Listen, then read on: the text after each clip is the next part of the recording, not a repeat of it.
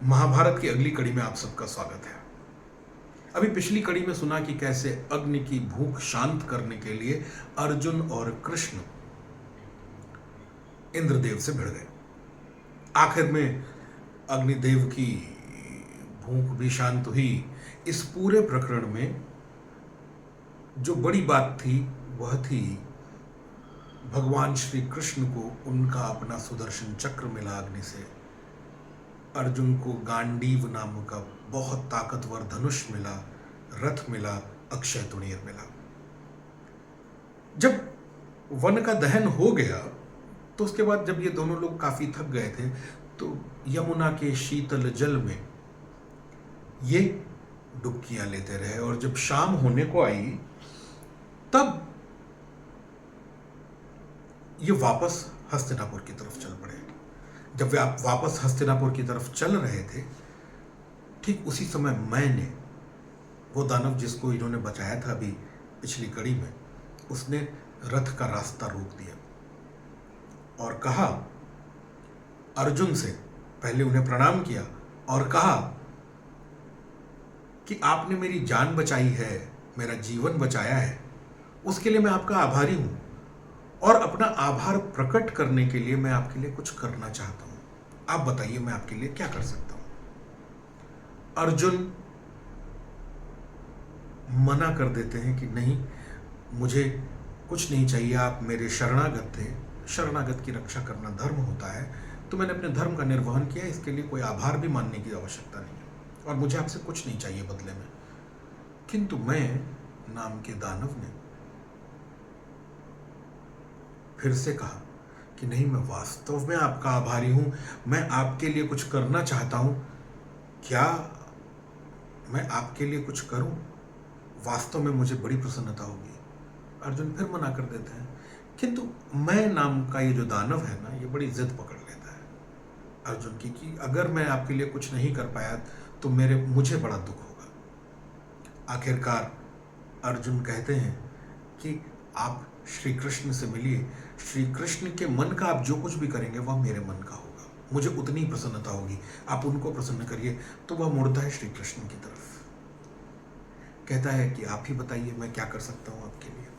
कृष्ण मुस्कुराते हैं, थोड़ा सोचते हैं, थोड़ा विचारते हैं और उसके बाद वे कहते हैं कि हमारे बड़े भाई हैं युधिष्ठिर, अगर तुम उनके लिए कुछ करोगे तो अच्छा रहेगा और मैं बताता हूं उनके लिए क्या करना है। मुझे जहां तक पता है तुम बहुत अच्छे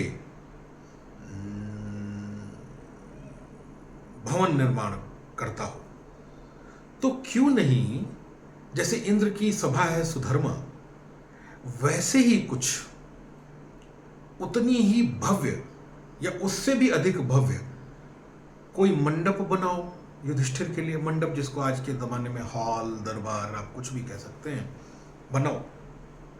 यह बात सुनकर के मैं तुरंत तैयार हो जाता है, कहता है अगर इसी में आपको खुशी मिलती है तो मैं यह जरूर बनाऊंगा और अद्भुत बनाऊंगा, जिसके जैसा कोई दूसरा दरबार ना हो।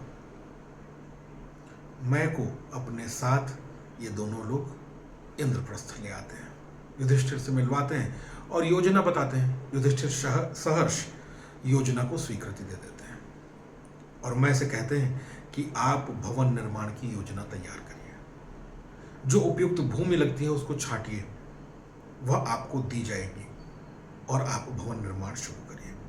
मैं बड़ा खुशी खुशी वहां से चला जाता है।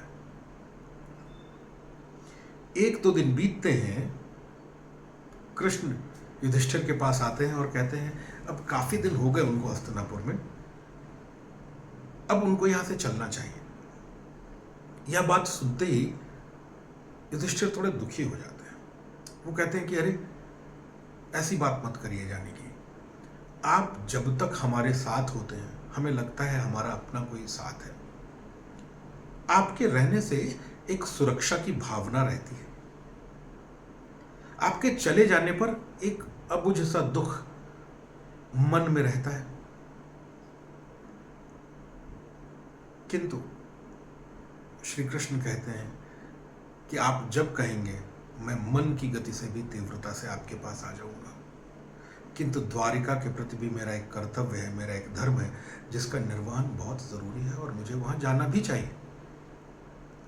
कृष्ण की इस बात से युधिष्ठिर सहमत होते हैं और दुखी मन से उनके जाने के लिए हाँ करते हैं। एक दो दिन बाद कृष्ण जब जाने की तैयारी करते हैं और उससे पहले मिलने सुभद्रा से पहुंचते हैं, अपने रथ पर पहुंचे तो हल्का सा छेड़ते हैं सुभद्रा को कि अगर तुम्हारी आज्ञा हो तो मैं अपना यह रथ वापस लिए जाऊं। दरअसल यही वह रथ है जिसको कृष्ण ने सुभद्रा और अर्जुन को दिया था द्वारिका से इंद्रप्रस्थ तक भागने के लिए। कहते हैं अब तुम्हें इसकी जरूरत तो होगी नहीं, यहां तो बेकार खड़ा रहेगा, तो मैं ही लिए जाऊं। सुभद्रा शर्माती हैं और हां कर देती हैं। कृष्ण रथ पर बैठते हैं, युधिष्ठिर रथ के सारथी बनते हैं और चारों पांडव कृष्ण के बगल में खड़े होकर के चवर डुलाने लग जाते हैं और उनको इंद्रप्रस्थ से बाहर तक छोड़ करके आते हैं। यही परंपरा रखी उन्होंने हमेशा से, जब भी कृष्ण को वे छोड़ने जाते हैं तो ऐसे ही जाते हैं। इंद्रप्रस्थ नगरी की दहलीज आ जाती है, की सीमा आ जाती है। वहाँ पर कृष्ण कहते हैं कि अब आप सबको वापस जाना चाहिए, यहाँ से मैं द्वारिका निकल जाऊँगा। बड़े भीगे मन से, भीगी आंखों से वे विदा देते हैं। जब विदा दे दी जाती है, ये लोग वापस आते हैं। उसके अगले दिन मैं वापस आता है और युधिष्ठिर से कहता है कि सुदूर हिमालय की एक सरोवर में मैंने नाना प्रकार के मणिमाणिक्य छिपा रखे हैं। मैं वहां जाऊंगा और आपके भवन में मैं उन मणिमाणिक्यों को लगाना चाहता हूं, हीरे जवाहरातों को लगाना चाहता हूं, वे अद्भुत है। तो मुझे वहां जाने की आज्ञा दीजिए। और वहां जाऊंगा तो मेरे पास एक गदा है जो निश्चित रूप से भीम को बड़ी पसंद आएगी, मैं वह भी लाऊंगा, बड़ी ताकतवर गदा है। और मेरे पास एक शंख है जिसका नाम है देवदत्त, जो मैं अर्जुन के लिए लाऊंगा। तो मुझे जाने की आज्ञा दें।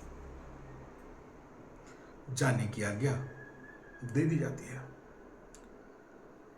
वहां से वादा के अनुसार वह गदा, देवदत्त शंख और ढेरों मणिमाणिक्य दासों की मदद से लाद करके लाए जाते हैं और युधिष्ठिर के महल का निर्माण शुरू हो जाता है, दरबार का निर्माण शुरू हो जाता है। कहते हैं कि 14 महीने लगे उसको बनने में, किंतु जब बन करके तैयार हुआ तो वह चाहे इंद्र की सभा हो, चाहे वह धर्मराज की सभा हो, वरुण की सभा हो या कोई भी सभा हो, सभी सभाओं के समकक्ष बन करके तैयार हुई। चारों तरफ से लोग आते रहे, उसको देखने आने लग गए। जगह जगह के राजकुमार, जगह जगह के ऋषि, मुनि, तपस्वी सब युधिष्ठिर की उस सभा को, उस महल को देखने आते थे, सिवाय एक परिवार के, धृतराष्ट्र के पुत्रों के। धृतराष्ट्र के पुत्र नहीं आए। इस बीच में अर्जुन ने भी अपनी आप को बहलाए रखने के लिए राजकुमारों को धनुर्विद्या देना शुरू कर दिया। इसमें वृष्णियों के एक राजकुमार सात्यकी भी आए, जिनका आगे चल के महाभारत में बड़ी महत्वपूर्ण भूमिका रहेगी।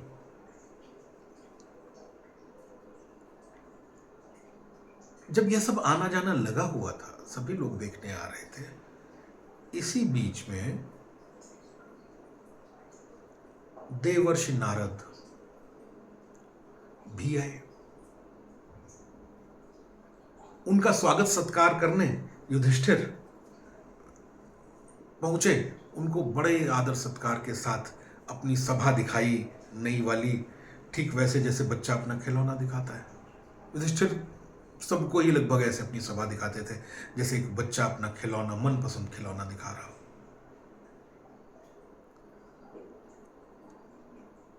अब उसके बाद वे अपने घर ले जाते हैं, अपने कक्ष में, और देवर्षि नारद से बात करते हैं कि क्या आपने कहीं मेरे इसके जैसी सभा देखी है? तो कहना शुरू करते हैं कि हाँ, मैंने, मतलब तुम्हारी सभा ज़्यादा भव्य है, अब बाद में बनी है, किंतु मैंने देवराज की सभा बहुत बार देखी है। वहाँ देवराज के बगल में ही हरिश्चंद्र बैठते हैं, सूर्यवंशी राजा। फिर मैं यमराज की भी सभा में जाता हूँ। उस सभा में नाना प्रकार के राजा लोग बैठते हैं, जिसमें तुम्हारे पिताजी पांडु, तुम्हारे दादा शांतनु भी हैं। फिर मैं अलग अलग गंधर्वों और गणों की के दरबारों में भी जाता हूँ, वो भी भव्य है। किंतु यहां पर एक बात युधिष्ठिर को लग गई। उन्होंने कहा, देवर्षि नारद, एक बात बताइए, अभी अभी आपने जो बात कही कि इंद्र की सभा में वो बैठते हैं हरिश्चंद्र इंद्र के बगल में। जहां तक मैं अपने पिताजी के बारे में जानता हूं, आपने उनके लिए कहा कि वो यम की सभा में बैठते हैं, तो इंद्र की सभा में क्यों नहीं? इतने दिनों से तो मैं ये मान करके आया हूं कि वो इंद्र के साथ बैठते होंगे। आखिर ऐसा क्या खास किया हरिश्चंद्र ने जो मेरे पिताजी ने नहीं किया? बल्कि मेरे पिताजी भी सदैव सत्य बोलते थे, कभी अधर्म का पालन नहीं किया, कभी कुछ नहीं किया। तो फिर आखिर ऐसा क्या है जो मेरे पिताजी नहीं कर पाए?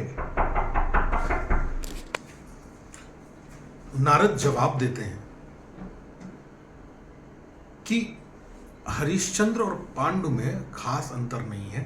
हरिश्चंद्र केवल इसलिए इंद्र के साथ सभा में बैठते हैं और आपके पिताजी नहीं बैठ पाते क्योंकि हरिश्चंद्र ने राजसूय यज्ञ किया था। और कहते हैं राजसूय यज्ञ करने वाला प्रतापी राजा हमेशा इंद्र के साथ उसकी सभा में उसके सिंहासन पर साथ में बैठता है। चूंकि पांडु और हरीश और शांतनु ने यह यज्ञ नहीं किया, इसलिए वे यम की सभा में बैठते हैं। तो युधिष्ठिर पूछते हैं, इसका क्या उपाय किया जाए कि मेरे पिताजी भी इंद्र के दरबार में बैठ पाए? बोले, बस यही बात मैं तुमको बताने आया हूं। दरअसल अभी थोड़े ही दिनों पहले मेरी तुम्हारे पिताजी से मुलाकात हुई थी। उन्हीं का ये कहना है कि जाकर के युधिष्ठिर से यह कहो कि वे राजसूय यज्ञ करें और उस राजसूय यज्ञ में सफल होने के बाद वो और उनके बाबा जी, ये दोनों ही लोग जाकर के इंद्र की सभा में बैठ पाएंगे। यह बात सुनकर के युधिष्ठिर चिंतन में पड़ गए। वो मनन करने लग गए। देवर्षि नारद चले गए, उनका अपना जो काम था वो पूरा हुआ। बहुत चिंतन मनन करने के बाद उन्होंने अपने चारों भाइयों को बुलाया और राजसूय यज्ञ करने के बारे में पूछा। जब राजसूय यज्ञ की बात सुनी तो अर्जुन और भीम तो हमेशा के ही महावीर महारथी, वे तुरंत तैयार हो गए कि आखिर क्यों न किया जाए, जरूर किया जाना चाहिए। जिससे राय ली उस सब ने कहा जरूर करना चाहिए। किंतु युधिष्ठिर का मन अभी पूरी तरह से मान नहीं पाया था कि वे तैयार हैं राजसूय यज्ञ के लिए। तो तुरंत उन्होंने अपना एक दूत द्वारिका भेजा कृष्ण को बुलाने के लिए। यह कहा कि उनसे कहें कि युधिष्ठिर ने उनको बुलाया है और उनकी जरूरत है इंद्रप्रस्थ में। यह बात जैसे ही कृष्ण सुनते हैं, वे युधिष्ठिर से मिलने के लिए जल्दी जल्दी द्वारिका से इंद्रप्रस्थ आ जाते हैं। युधिष्ठिर अपने मन की बात रखते हैं उनके सामने कि कैसे देवर्षि नारद आए, कैसे उन्होंने बताया पांडु और शांतनु यम की सभा में बैठते हैं, हरिश्चंद्र इंद्र की सभा में बैठते हैं, और क्या किया जाए कि पांडु और शांतनु इंद्र की सभा में बैठे और उसके लिए राजसूय यज्ञ किया जाना जरूरी है। यह सारी बात सुन करके पूछते हैं, तो इसमें मुझसे क्या पूछना है? युधिष्ठिर कहते हैं मैं जिस किसी से भी पूछता हूँ वह कहता है कि हाँ ज़रूर किया जाना चाहिए, किंतु कहीं मन ही मन में मुझे ये लगता रहता है कि कहीं ये लोग मुझे खुश करने के लिए राय तो नहीं दे रहे, कहीं कुछ ऐसी कमी तो नहीं है कि हम ये राजसूय यज्ञ पूरा न कर पाए।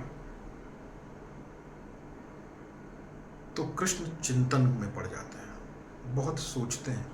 वो कहते हैं वैसे तो राजसूय यज्ञ करने में कोई परेशानी नहीं है, किंतु केवल एक ही राजा से परेशानी आएगी जो अति बलशाली है। युधिष्ठिर उसका नाम पूछते हैं, जरासंध उसका नाम बताते हैं।